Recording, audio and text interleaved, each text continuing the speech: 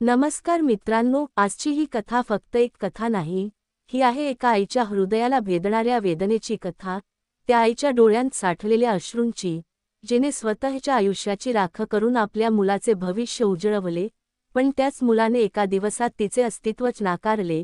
ही कथा आहे एक आई, एक घमंडी मुलगा आणि नियतीने दिलेला असा धक्का, ज्याने सगळे काही संपवले. शहराच्या गजबजलेल्या रस्त्यांवर, उंच इमारतींच्या सावलीत, लोक त्यांच्या स्वतःच्या दुनियेत हरवले होते. कोणी पैशासाठी धावत होते, कोणी स्वप्नांसाठी, पण त्या सगळ्या गर्दीत एक वृद्ध स्त्री होती, जी चालत नव्हती, तर जणू आपले आयुष्य ओढत होती. तिचे नाव होते सरला देवी. वय 65, पण चेहऱ्यावर दिसणाऱ्या सुरकुत्या त्या वयाच्या नव्हत्या. त्या होत्या तिच्या संघर्षाच्या खुणा. तिच्या डोळ्यांत पाणी होते, पण ते रडण्याचे नव्हते, ते होते तुटलेल्या विश्वासाचे. सरला देवींचे आयुष्य अगदी साधे होते. त्यांचे लहानसे घर होते, नवऱ्यासोबत साधे पण आनंदी जीवन होते, आणि त्यांच्या आयुष्यातला सगळ्यात मोठा आनंद त्यांचा 3 वर्षांचा मुलगा रवी सोबत होता. तोच त्यांचे जग होता, तोच त्यांचे भविष्य होता. पण एक दिवस असा आला, ज्याने सगळे काही बदलून टाकले. अचानक त्यांच्या नवऱ्याचे निधन झाले. तो दिवस सरला देवींच्या आयुष्यातला सर्वात काळा दिवस होता. घरात शांतता होती, पण ती शांतता नव्हती. तो होता शोक, आक्रोश, तुटलेले आयुष्य. लोक आले, सांत्वना दिली आणि निघून गेले, पण त्यांचे आयुष्य मात्र तिथेच अडकून राहिले. लोक म्हणाले, आता काय करशील? कोणी म्हणाले, लहान मुलगा आहे, कसे वाढवशील? कोणी दया दाखवली, कोणी टोमणे मारले. पण सरला देवींनी त्या दिवशी एक निर्णय घेतला. त्यांनी ठरवले, मी हार मानणार नाही. मी माझा मुलगा मोठा करणार, काहीही झाले तरी. आणि त्या दिवसापासून सुरू झाला त्यांच्या संघर्षाचा खरा प्रवास. त्या सकाळी लवकर उठायच्या, त्या इतरांच्या घरात जाऊन भांडी घासायच्या, कपडे धुवायच्या, झाडू पोछा करायच्या, लोकांच्या तिरस्काराच्या नजरा सहन करायच्या. कोणी त्यांना बाई म्हणायचे, तर कोणी अगं ऐक ना. कोणी त्यांच्याकडे माणूस म्हणूनही पाहत नव्हते, पण त्यांना त्याचे काहीच वाटत नव्हते. कारण त्यांच्या डोळ्यासमोर एकच चेहरा होता, त्यांचा मुलगा रवी. तो शाळेत जायचा, नेहमी स्वच्छ कपड्यात, डब्यात चांगले जेवण असायचे. सरला देवी स्वतः उपाशी राहिल्या तरी चालेल, पण त्यांच्या मुलाला कधी कमी पडू दिले नाही. हिवाळ्यात त्या थंडीने थरथरत काम करायच्या, पण मुलासाठी स्वेटर घ्यायच्या. उन्हाळ्यात ताप उन्हात पाय जळत असताना त्या काम करत राहायच्या, फक्त त्याच्या भविष्यासाठी. एक दिवस आला, रवीच्या कॉलेजची फी भरायची होती, मोठी रक्कम होती.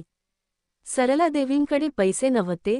त्या पूर्ण रात्र रडल्या, पण दुसऱ्या दिवशी त्यांनी आपले मंगळसूत्र काढले, ज्याच्याशी त्यांच्या आयुष्याच्या आठवणी जोडलेल्या होत्या. ते त्यांनी विकले आणि त्या पैशातून मुलाची फी भरली. त्या दिवशी त्या पूर्णपणे तुटल्या होत्या, पण आई म्हणून जिंकल्या होत्या. वर्ष गेली, संघर्ष वाढत गेला, पण शेवटी त्यांचा मुलगा मोठा झाला. रवी एक मोठा सॉफ्टवेअर इंजिनियर बनला. त्याला मोठी नोकरी लागली, मोठे ऑफिसमध्ये. त्याने मोठे घर घेतले, आणि त्या दिवशी सरला देवींच्या डोळ्यांत आनंदाश्रू होते. त्यांना वाटले, आता माझे सगळे दुःख संपले. पण त्यांना माहीत नव्हते की त्यांच्या आयुष्यातला खरा दुःखद अध्याय आता सुरू होणार होता. कारण त्यांच्या मुलाच्या आयुष्यात आता एक नवीन व्यक्ती येणार होती, नेहा. आणि त्या नेहासोबत येणार होते अहंकार, तिरस्कार आणि एका आईच्या आयुष्याचा सर्वात मोठा अपमान. रवी मोठा झाला होता, मोठ्या कंपनीत नोकरी करत होता, त्याच्या हातात पैसा होता, आणि आयुष्यात पहिल्यांदाच सरला देवींना वाटले की आता माझा मुलगा मला सुख देईल, आता मी आराम करेन, आता माझे आयुष्य शांत होईल. पण नियतीने त्यांच्यासाठी अजून काहीतरी वेगळेच लिहून ठेवले होते. एक दिवस रवी घरी आला. त्याच्या चेहऱ्यावर वेगळाच आनंद होता. तो खूप खुश दिसत होता. सरला देवींनी विचारले, काय झाले बेटा? तू आज इतका आनंदात का आहेस? रवी हसत म्हणाला, आई, मी लग्न करणार आहे. हे ऐकताच सरला देवींच्या डोळ्यांत आनंदाचे अश्रू आले. त्यांनी लगेच देवाचे आभार मानले. त्यांना वाटले, आता घरात नवीन सदस्य येईल, घरात आनंद वाढेल, माझ्या मुलाला साथ मिळेल. काही दिवसांतच रवीचे लग्न झाले. नेहा नावाची मुलगी त्याच्या आयुष्यात आली. नेहा खूप सुंदर होती, मॉडर्न होती, शहरात वाढलेली. तिचे राहणे, बोलणे, कपडे, सगळे काही सरला देवींपेक्षा पूर्ण वेगळे होते. लग्नाच्या सुरुवातीचे काही दिवस सगळे ठीक होते. घरात हसू होते, आनंद होता. सरला देवी मनापासून नेहाला स्वीकारण्याचा प्रयत्न करत होत्या. तिला मुलीसारखे वागवत होत्या. तिच्यासाठी आवडीचे पदार्थ बनवत होत्या. तिची काळजी घेत होत्या. पण हळूहळू नेहाच्या चेहऱ्यावरचे ते बनावट हसू कमी होऊ लागले. एक दिवस संध्याकाळी रवी ऑफिसमधून आला होता. नेहा सोफ्यावर बसून मोबाईलवर काहीतरी पाहत होती. सरला देवी किचनमध्ये जेवण बनवत होत्या. अचानक नेहाने रवीला हळू आवाजात सांगितले, रवी, मला काहीतरी बोलायचे आहे. रवी म्हणाला, हो बोल ना.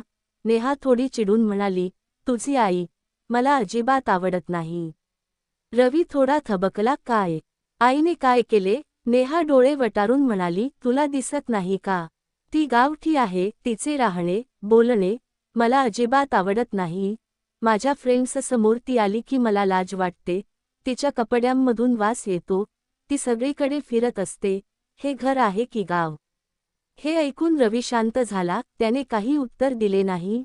पण त्या दिवसापासून त्याच्या मनात आईबद्दल पहिल्यांदाच एक शंका निर्माण झाली. दुसऱ्या दिवशी नेहाच्या काही मैत्रिणी घरी आल्या होत्या. घरात हशा गप्पा सुरू होत्या. सरला देवीने विचार केला की पाहुण्यांसाठी चहा घेऊन जाऊ. त्या साध्या साडीत हळूच ट्रे घेऊन हॉलमध्ये आल्या. बेटा, चहा, त्या प्रेमाने म्हणाल्या. पण नेहाच्या चेहऱ्यावर लगेच नाराजी आली. तिने आपल्या मैत्रिणींकडे पाहून जबरदस्ती हसू दिले आणि हळू आवाजात म्हणाली, आई, तुम्ही आज जा ना, मी घेते. त्या आवाजात आदर नव्हता, तर लाज आणि राग होता. सरला देवी थोड्या थांबल्या. त्यांना काहीतरी चुकीचे वाटले, पण त्या काही बोलल्या नाहीत आणि त्या परत आत गेल्या. त्या दिवसानंतर सगळे बदलायला लागले.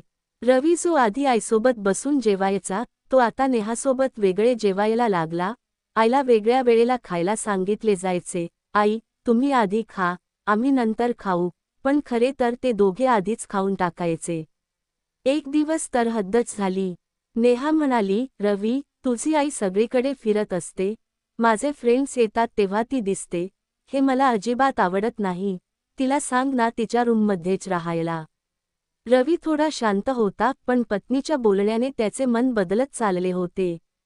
त्या रात्री तो आईकडे गेला.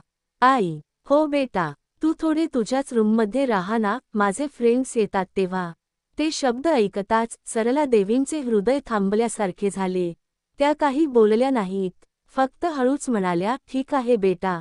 त्या ठीक आहे मध्ये किती वेदना होती, हे फक्त एक आईच समजू शकते. त्या दिवसापासून सरला देवी त्या घरात पाहुण्यासारख्या राहू लागल्या. त्या सकाळी उठायच्या, सगळे काम करायच्या, जेवण बनवायच्या, घर साफ करायच्या, पण हॉलमध्ये बसायच्या नाहीत, कोणाशी बोलायच्या नव्हत्या, फक्त आपल्या छोट्या खोलीत बसून राहायच्या. त्यांच्या डोळ्यांत एकच प्रश्न होता, मी इतके काय चुकीचे केलं?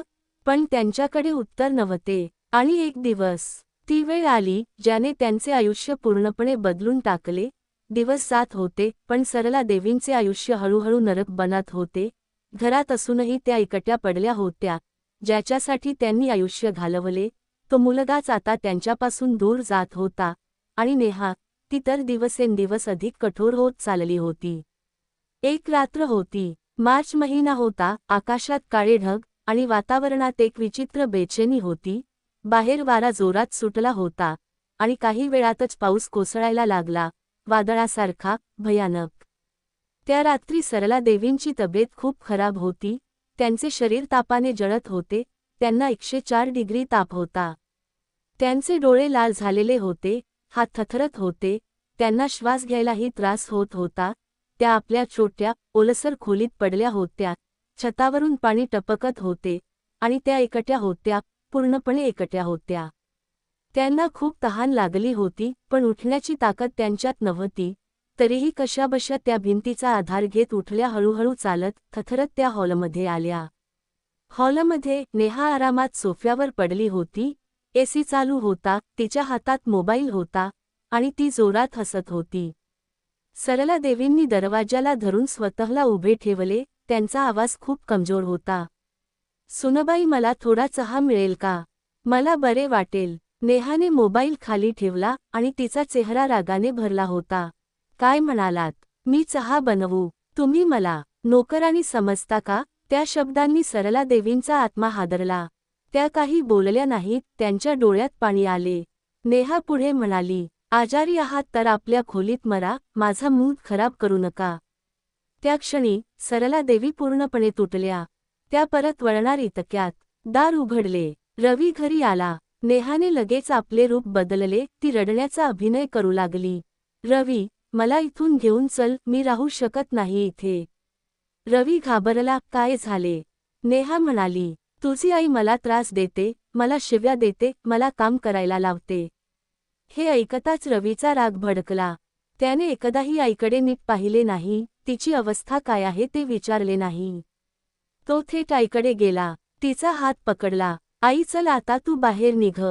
बेटा, मी काही केले नाही. मला सोड, खूप दुखते. पण रवी थांबला नाही. तो त्यांना ओढत घासत दारापर्यंत घेऊन गेला.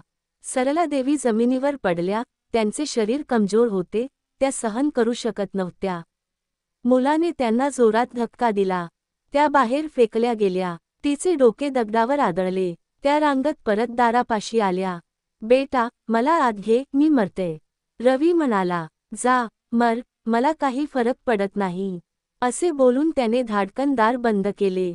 त्या आवाजाने आईचे हृदय कायमचे तुटले. त्या रात्री त्या पावसात भिजत बसल्या. त्या रडत होत्या, थरथरत कापत होत्या. सकाळ झाली, पण त्यांच्यासाठी काहीच बदलले नाही. त्या रस्त्यावर चालू लागल्या, नंगे पाय. लोकांच्या नजरा त्यांच्यावर होत्या. काही दिवस त्या मंदिरात झोपल्या. कधी प्रसाद खाल्ला, कधी उपाशी राहिल्या. एक दिवस त्या चालता चालता कोसळल्या. रस्त्यावर बेशुद्ध पडल्या. लोक त्यांच्याकडे बघत होते, पण कोणी मदत केली नाही. तेवढ्यात एक मोठी कार थांबली. त्यात विक्रम होता. तो मोठा सीओ होता, पण मनाने खूप मोठा होता. तो धावत आला. त्यांना उचलले. त्यांना हॉस्पिटलमध्ये नेले. आई, असे म्हणाला. त्या एका शब्दाने सरला देवींच्या डोळ्यांत पुन्हा जीव आला. काही दिवसांनी त्याने त्यांना आपल्या ऑफिसमध्ये काम दिले. चहा बनवायचे, इज्जतीचे जीवन दिले. त्या पुन्हा हसू लागल्या. एक दिवस ऑफिसमध्ये मोठी मीटिंग होती. रवी तिथे आला. आई चहा घेऊन आली. दोघांचे डोळे भिडले. रवी, आईचा आवाज थथला. ट्रे हातातून पडली. रवी घाबरला, पण लगेच बदलला. कोण आहे ही? मी ओळखत नाही. आई पुढे आली. तेव्हा त्याने आईला धक्का दिला. त्या खाली पडल्या. त्यांचे डोके फुटले. तेवढ्यात विक्रम उठला. धाडकन तमाचा मारला. ही तुझी आई आहे. सगळे उघड झाले. आता रवी संपला होता. त्याची नोकरी गेली, इज्जत गेली, बायको सोडून गेली. तो रस्त्यावर आला, जिथे त्याने आईला टाकले होते. सरला देवींना नवीन मुलगा मिळाला. त्याला त्यांनी जन्म दिला नव्हता, पण सन्मान दिला. आणि रवी, त्याने सगळे गमावले. कारण जो आईचा नाही, तो कोणाचाच नाही. तर मित्र आणि मैत्रिणींनो, तुम्हाला ही आपली गोष्ट कशी वाटली ते कॉमेंट करून नक्की सांगा. आणि अजून आपण आपला हा चॅनल सबस्क्राईब केला नसेल तर सबस्क्राईब करून घ्या. धन्यवाद.